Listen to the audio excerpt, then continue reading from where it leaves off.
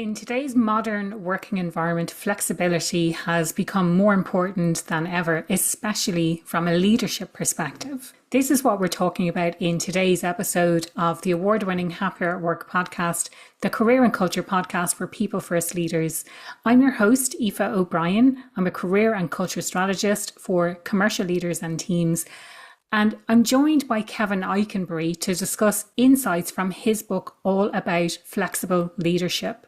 So we talk about some very specific tools and strategies that you can implement as a leader. I really hope you enjoyed today's episode. Do let me know what's one thing that you're going to do differently as a result of listening to today. And I'd love for you to get involved in the conversation on your favorite podcast platform or join me over on LinkedIn. Kevin, you're so welcome to the Happier at Work podcast. I'm thrilled to be on the other side of the mic this time in our conversation. Would you like to introduce yourself to listeners, a little bit of a flavour of your career history and how you got into doing what you're doing today? Thanks so much for having me, Aoife. My name's Kevin Eikenberry. I own a training and consulting company focused on helping leaders make the world a better place. Based in Indianapolis, Indiana, our team is spread out across the United States. And as I said, we're in the business of helping leaders get better, because when leaders get better, lots and lots of really good things happen in the world. And so I've been in this world doing this work for a long time. And the company's been in business almost 32 years. And so I'm excited to join you today to talk a little bit about my latest book. I've had the great pleasure to work with leaders from 53 countries, the last time I counted. Wow. And I've written a bunch of stuff and produced a lot of content in a variety of ways. But my newest book, Flexible Leadership, is, I think, my most important work to date. And I think that's what we're going to talk about today. And I'm excited to do that. Absolutely. Love it. I can't wait to get into it. Now, Kevin, I want to just come back to this idea of better and helping leaders be better, and maybe look at it from a couple of different perspectives. So the one being, Sure. well, okay, what's not working? What are the blockers there? And also, what does being better actually look like? Well, let's start with what leadership is, right? So here's Kevin's. There's a thousand, maybe more than Yeah. that, definitions of leadership, and some I think are too limited. Some I think are not helpful because they're too broad. Here's mine. Uh, Leadership is reaching valuable outcomes with and through others. And so leadership isn't about us. Now, I know this conversation is mostly going to be about us. Like, what do we need to do as a leader to be more effective? And that's important. Yeah. But all of that is only, so whatever best is only in context of and in service of outcomes, better outcomes, and helping others be more effective as well. So that's the way we see this and the way we like to talk about it. And so what does being better mean? It means doing a more effective job and helping achieve the outcomes that have been set, whether it's by you or others, right? And doing that in a way that allows people to be engaged, participating, and making a difference in reaching those outcomes. Like if you could do it yourself, you're not a leader. You're just doing work, Yeah. right? So that others have to be a part of that. Yeah. It's achieving that through others. What do you think are the big blockers? Like, what are stopping leaders from being really effective these days? Well, the number one thing is doing it is hard. Like it's complex. I've had the chance to work with leaders from NASA, the Wow. folks in the US that put rockets in the air, or at least Yes. one of the groups that put rockets in the air.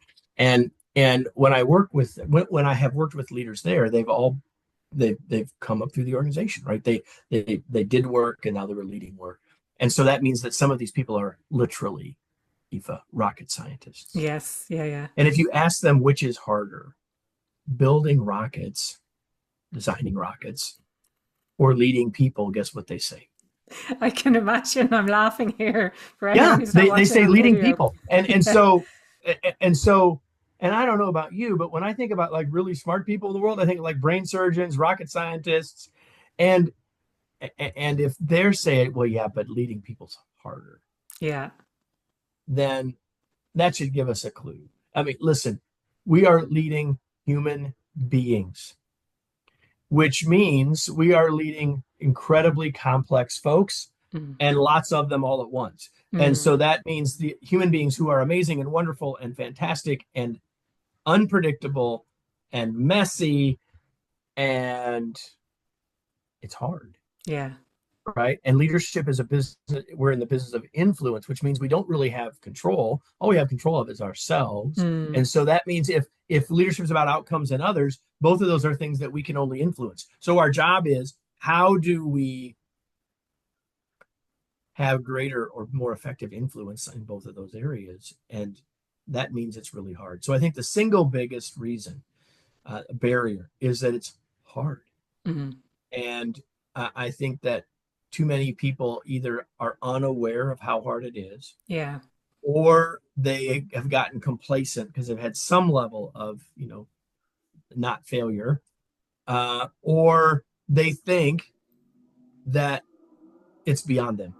I mean, there's a lot of people in the world that believe that leaders are born and not made, right? So, like, who am I? I can't really get there. You and I have talked about, the imposter syndrome in the past, and so I think there's some of that. There's lots of barriers. Those are three. Yeah. Amazing. And what prompted the book? You were saying if this is your best work to date. Where did it come Well, the from? marketplace will tell us if it really is in the end, and it's too early to tell that, I suppose. But I believe it's the most important work I've done, because I think um, I was being interviewed about an hour ago, actually, by someone else for a podcast, and they said it's a fresh look at leadership, and they were introducing me, and I sort of, the cynic in me said, well, what it could possibly be fresh about talking about leadership when hundreds of books are written about it every year? And yet, I believe it is saying something that's never quite been said before. Mm. And that's why I think it's important in a world that's more complex and uncertain than ever. I think that to think that we can lead the way we always have and get the results that we want is folly. Yeah. And so what I've tried to do is provide people a slightly different way to think about leading, and giving them a framework to think about how I can move past my preconceived notions, past my habits and past experience, and Mm. past what I have determined or been told is my personal style, so that I can actually flex in the moment to get better results. Because if leadership's about influencing outcomes in others, then in the moment, what's the best way for me to have that influence? And that Mm. doesn't mean doing it the same way I've always done it. Yeah. Because right now, the way I've always done it might be great in this moment, or I may need to do something quite different than that. And that's where we get stuck. So the other barrier that I didn't mention earlier, that I sort of saved for this moment, is the other barrier is our style and Yeah. our identity. Okay. And Yeah. once we've Yeah. decided what that is, it's very difficult for us to shift, change, grow. Do you think that is hindered by labels that other people give us, or that maybe exist? I'm thinking back to when I was studying this stuff, like, oh, you're a transformational leader, or you're and the kinds of labels that we give people, or maybe a definition based on their personality styles and things like that, that we get so caught up in that this is who I am, so I can't be another way. 100%. Yeah. So I've been at this a long time, as I said earlier. And so I'm fortunate enough to know some of the people. So one way to look at this is, if you leave the military out of it, and I don't mean that's not important, but if you think about the studying of leaders, Yeah. it's only been about 100-ish years that we've really studied leaders in leadership outside of the military realm. And so I've been involved in that for a third or a quarter of that time, depending on how far you count it. That's crazy. But what that means is that I know some of the people that have built some of the models that you just mentioned, and here's what I know, both the ones I know and only the ones I've read about. Like, I believe that everyone's intention has been solid. Everyone's intention Mm. has been to help leaders be more effective. The problem is exactly what you said, though, that whether it's a label someone gives us or that an assessment gives us, we have locked those in. So what's really happened is there's an assessment that has great intention, that's a model of the world, and the world is super complex, and a model is designed to simplify it enough that we can Mm. actually start to understand it. Yeah. Yeah. But then what we do is simplify it again, and all of the nuance is now gone, right? So instead of saying, I learned something about my tendencies by taking DISC, Mm. Myers-Briggs, etc., I say, oh, this is who I am. Or instead of saying, hey, here are some things I'm maybe naturally stronger at or that I lean in towards more than other things, I say, this is a fait accompli and this is me. And that second jump is not helpful Yeah. because then it's our identity. And once it's our identity, like we all know that changing a habit is hard, right? Mm. Changing our identity is infinitely Oh, harder. wow. Yeah, of course. Yeah, yeah. Yeah. This is something, you know, something that this is everything I perceive myself to be. And if that Exactly. gets challenged, then it's like, who am Or I if or I'm not this or thing? yeah, exactly. Mm. Or now you're saying you need to try to do something different. I'm saying some of the time you need to do something different. See, to me, there's a big difference between tendency Yeah. and identity. Okay. And Yeah. all of these models can really help us understand tendency. Mm. And that's useful. Yeah. But Yeah. when we take it another step, not so useful. Yes. We're Yeah. Yeah. overly simplifying a world that is more complex than ever. Yeah. And as humans, I think we have a tendency to do that, to makes it easy to understand, easier to understand. 100%. That's why I'm, the models exist in the first place, yeah. right? It's just that we then take it another unnecessary step. Yeah. You're like the premise behind this book is that I'm suggesting that we as leaders have to do something that's hard because it means that we have to at least consider doing something beyond what we're naturally used to doing, Mm. comfortable doing, have been told we ought to do, et cetera, et cetera. Like it's being willing to say, well, in this moment, is my natural tendency the right answer or not? Yeah, such a powerful question. And I am one of those total nerds who loves taking those assessments to understand more about who I am and my natural tendencies. And so I think it is quite revelatory, let's say, that we are challenged in I don't have to show up in that way. And actually, I need to show up in the way that is required by other people, not not show up in a way that is a tendency for myself. That is my natural way of behaving. So having whether you've taken one of those or 21, as apparently you have taken Yes. of those models, they're useful in terms of revealing to ourselves a little bit about what our natural tendency would be. And then what we can do with that is say, okay, is that going to serve the team right now? Is that going to serve outcomes? Is that going to Mm, serve others right now best? yeah. Am I willing to go beyond that in this moment? And if we're willing to try and go beyond that in this moment, and I'm not talking about making changes that can never be turned back. I'm not talking about um, one way door decisions like Jeff Mm, Bezos talks about. Like you can't come back from that. Really hard to come back from that one. I'm talking about the decisions we make about the way we run the meeting today, the way we coach someone this afternoon, the way we respond to an email tomorrow. Like mm. that's the kind of stuff I'm talking about. That's the real stuff of leadership. I'm Should we be flexible about the big strategic stuff? Of course. I think people get that way more than they do what I'm doing today, tomorrow, and the next day, because all of that stuff we're just doing habitually. Yeah.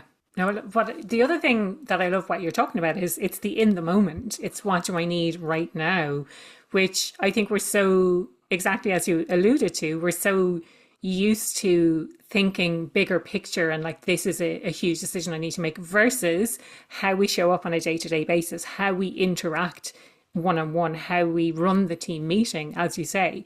How do we recognize, first of all, if something needs to change or if something can be improved? Well, that's a big question. I would say the first thing that comes to my mind is probably not the first thing to do, but the first thing that comes to my mind is you got to be asking for feedback.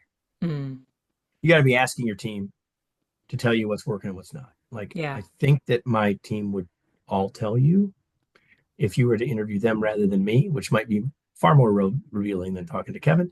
Uh, is that I routinely ask them, "What do you need from me? How can I Mm, help? What am I doing that's getting in your way? What can I do to help you be more effective?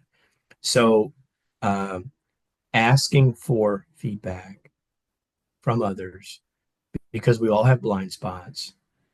So I read a newsletter. I read a couple newsletters. One newsletter I write comes out every Monday, Wednesday, and Friday. And I wrote this yesterday, and it will come out tomorrow. And that is that when we stop learning, our blind spots get bigger.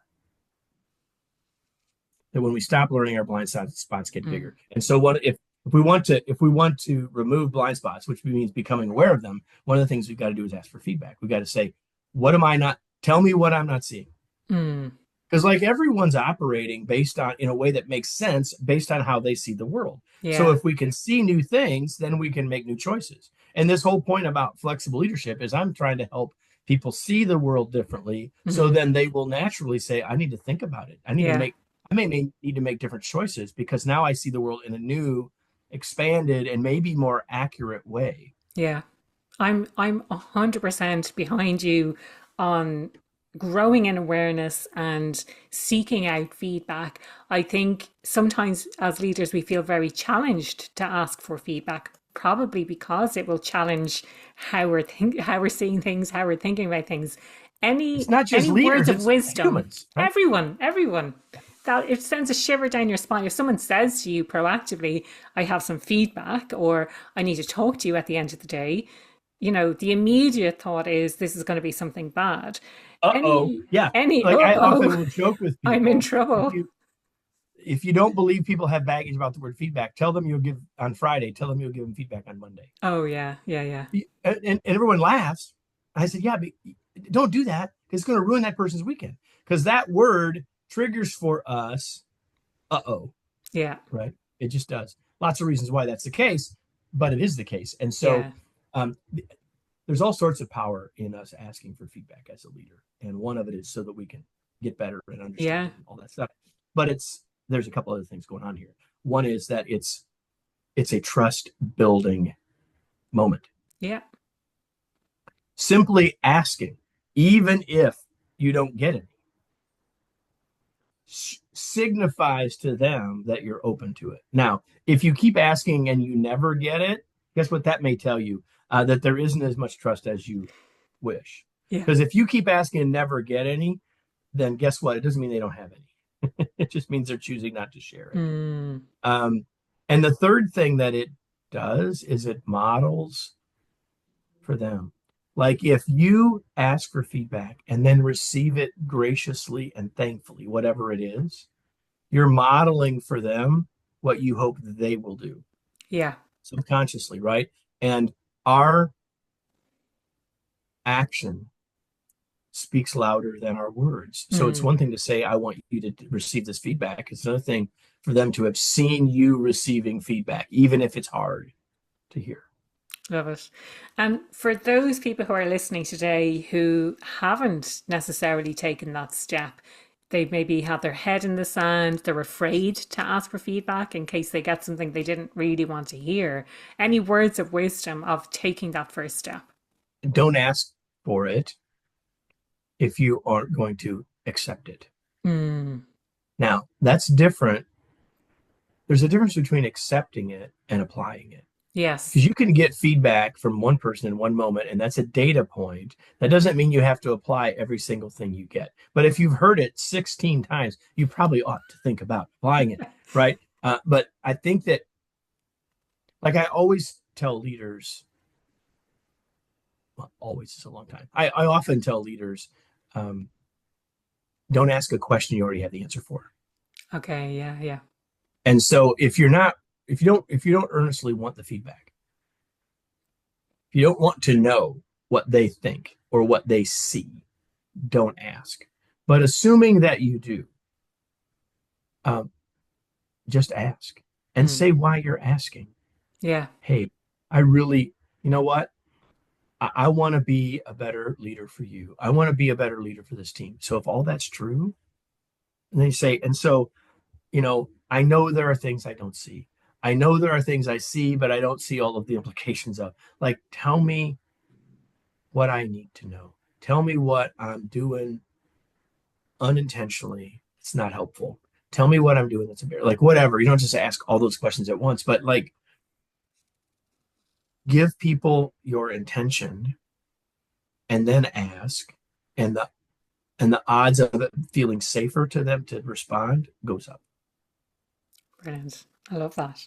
And so we were talking about how can we, I suppose, be aware in the moment of how to change. Is there anything else that we can do aside from asking for feedback to build, whether it's our self-awareness or just being aware of, okay, when do I need to flex? When do I need to change here?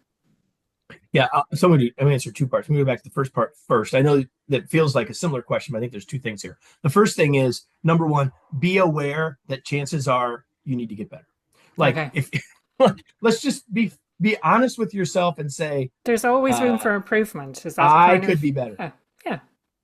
Because if you don't have that, like if you feel like you have expertise, like expertise is awesome. It's kind of like all of the assessment stuff. They're awesome until they're not. Expertise is awesome until it leads you to say, well, I got it figured out. I'm not going to ask any more questions. I don't want to learn anymore. I've got it figured out, which is the downfall. That's the start of the downfall, right? So that's the first part. Having an intention and recognition that perhaps not everything I'm doing is the best way. That's the first part. So intention. And then the second part is, when do I flex?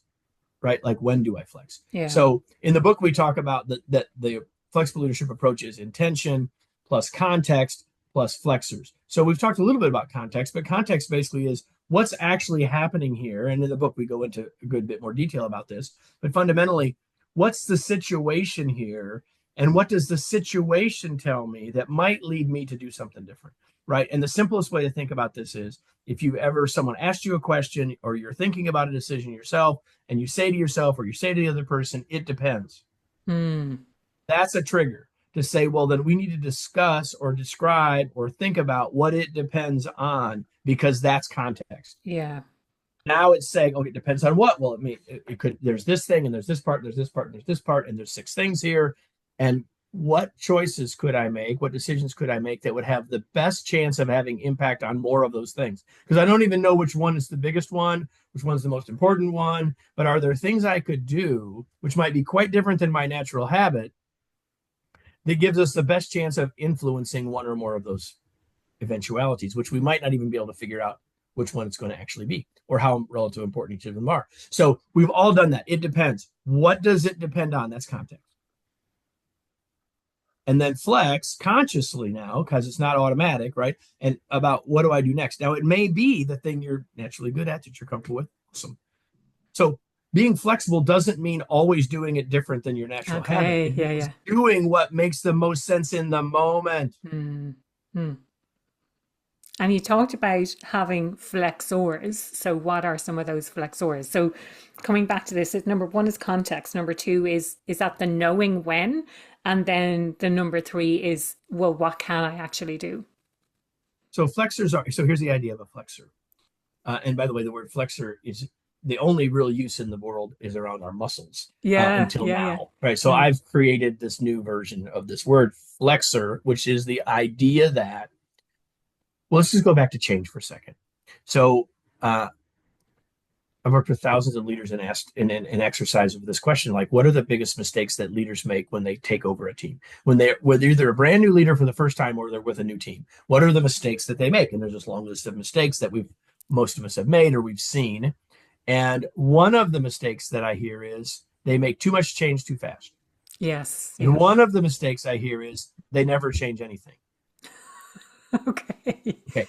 And by the way, both of those are mistakes. Yeah. That's a flexor. Okay. Too much change, no change. And the idea of a flexor is at the ends of the spectrum, the far ends of each end of the spectrum is rarely the best answer. Yeah. Not never, rarely the best answer. The right answer is somewhere in between.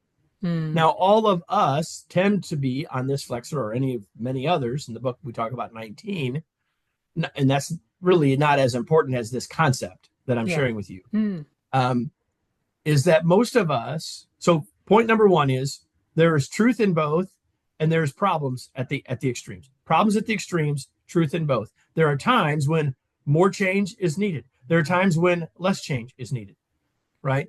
And chances are you are on one end-ish of the spectrum or the other. Most people aren't right in the middle. Most people are somewhere on one end or the other. So once we have context, say, well, in this context, which way should I be leaning?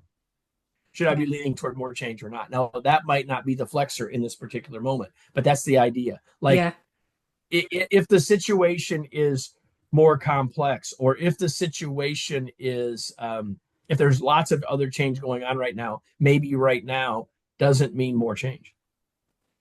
Maybe right now means we need to let some of the things that we're already changing settle in, or make sure that they're working, to make sure that we don't have competing sorts of things happen here, unintended consequences. Or maybe, we have a drastic problem and we need to set other stuff aside. And right now we need to make a bunch of change. Like, one of those two things I just said could feel very weird to you or uncomfortable to you.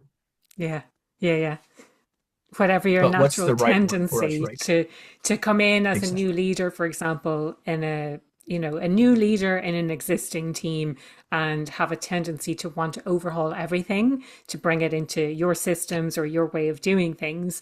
And actually, it's about recognizing that that is my natural tendency to want to do that. How do I pull back a little bit and have a view of the bigger picture to see, in this context that we're operating in, actually the team has been through a whole load of change, or maybe there hasn't been any change in a while, and so more change is required, but not a complete and utter overhaul, which might be the natural tendency.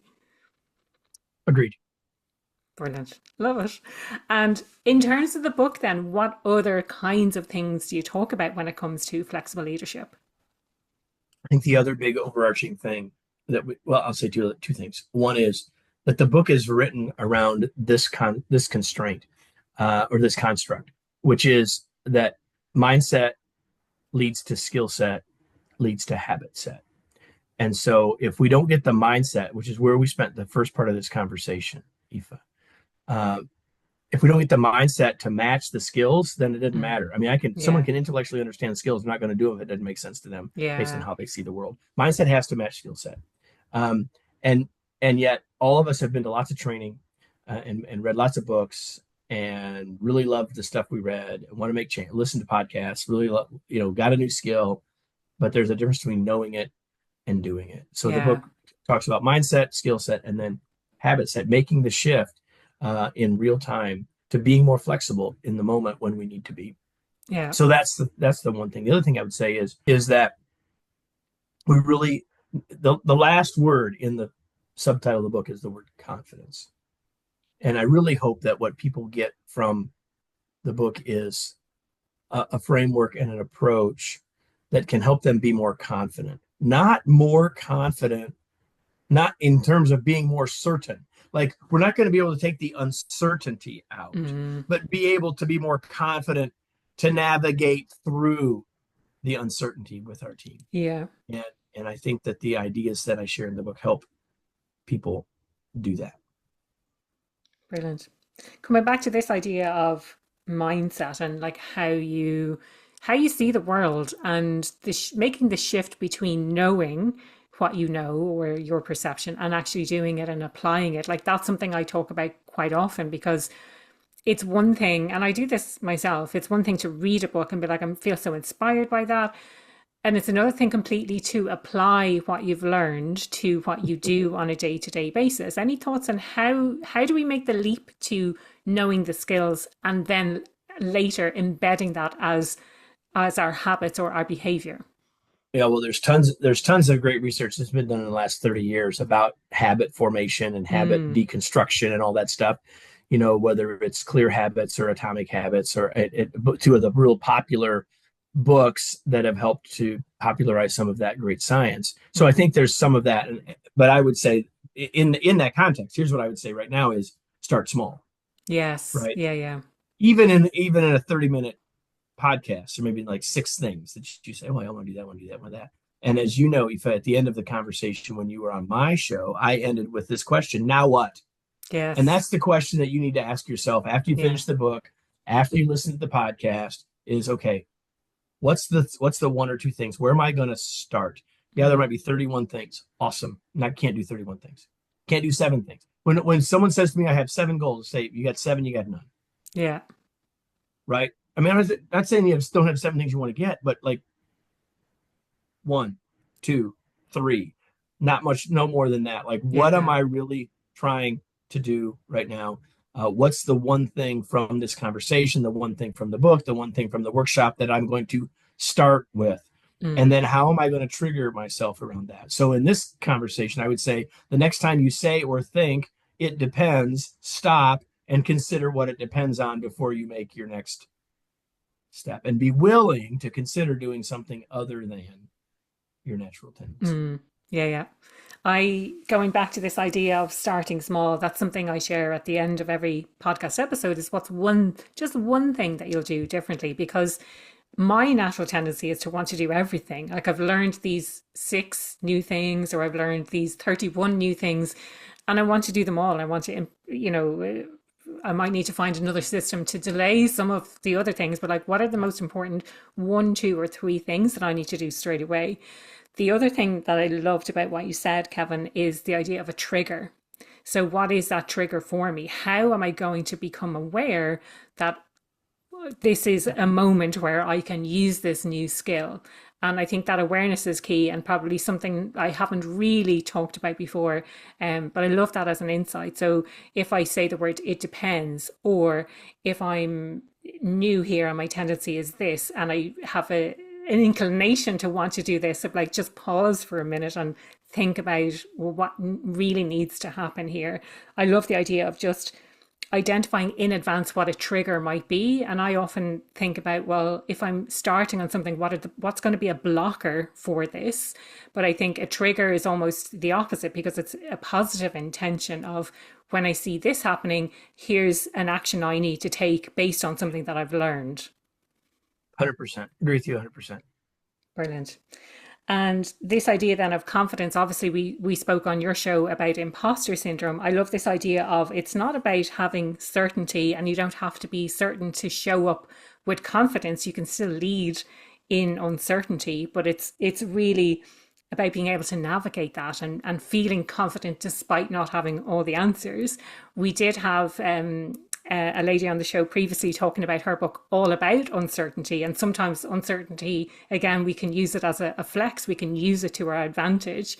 Any thoughts on, you know, maybe a natural tendency to want to have all the answers as a leader and not necessarily having all the answers but still being able to lead in a really confident way?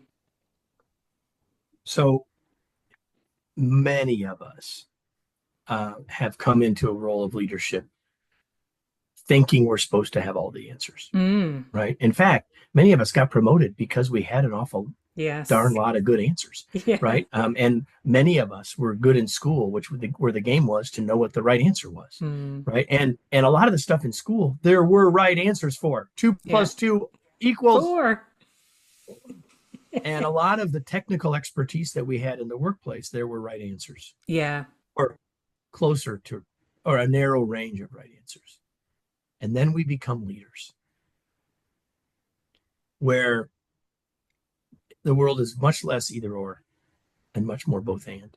Mm. And the short answer that I usually give to people, have you ever had a boss that felt like a know-it-all?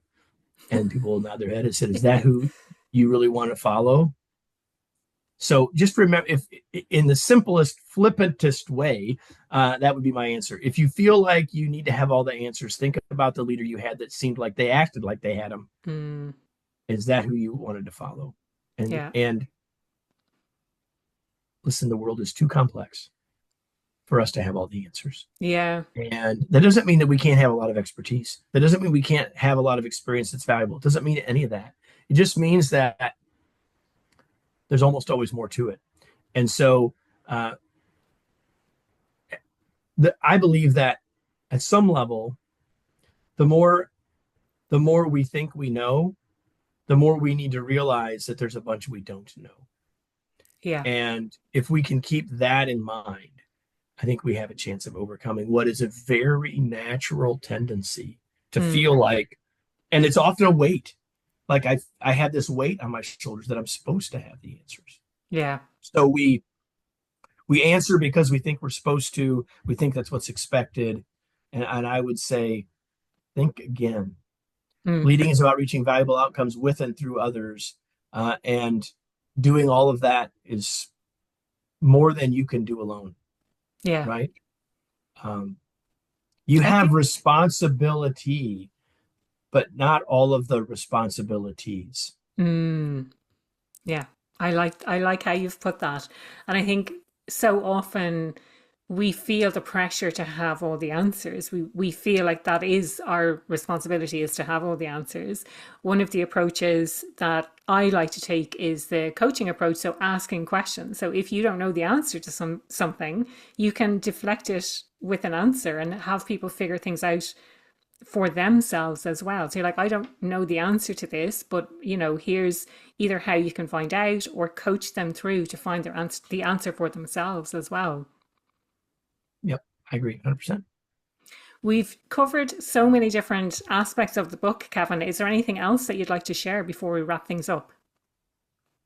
No, I think that other than that, I hope everyone goes and gets a copy. No, honestly, I think that we've done it.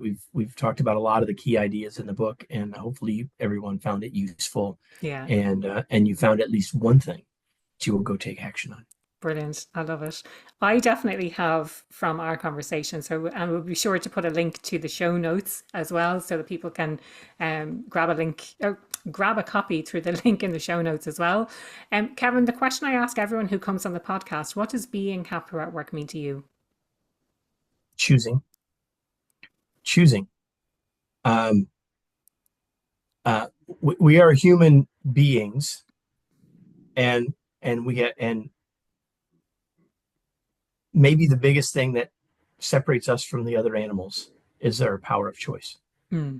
And so if we want to be happier at work, choose Yeah. to be happier at work. It's a Yeah. choice. Yeah. I love that. And I often talk about that as well, that we all oftentimes we feel like we're stuck in a place, but more often than not we have a choice in a situation, and whether that choice is I'm choosing to stay here because I'm supporting my family or whatever it might be, always bringing it back to I'm choosing to stay in this situation versus I feel like I'm stuck. So I love that. And if people want to connect with you, if they want to find out more about what you do, your training, if they want to find out more about the book, what's the best way they can do that? If you liked what we've talked about and you want to connect with me or follow me on LinkedIn, I would love that. You can find me, Kevin Eikenberry, there. Our website is kevineikenberry.com, and you can search around and find all sorts of our products and services there. I want to point you to two links right now, specifically because of this conversation. Number one, kevineikenberry.com/flexible, one of the places you can go to find links to buying the book and get a free chapter, kevineikenberry.com/flexible. And also, you can go to kevineikenberry.com/gift, where I have a gift for you, which is a free access to our remarkable masterclass on building our confidence and the confidence of others. kevineikenberry.com/gift. Brilliant. Thank you so much. I really, really enjoyed the conversation today, Kevin, and thank you so much for your time and sharing your wisdom. It was my pleasure. Thanks for having me.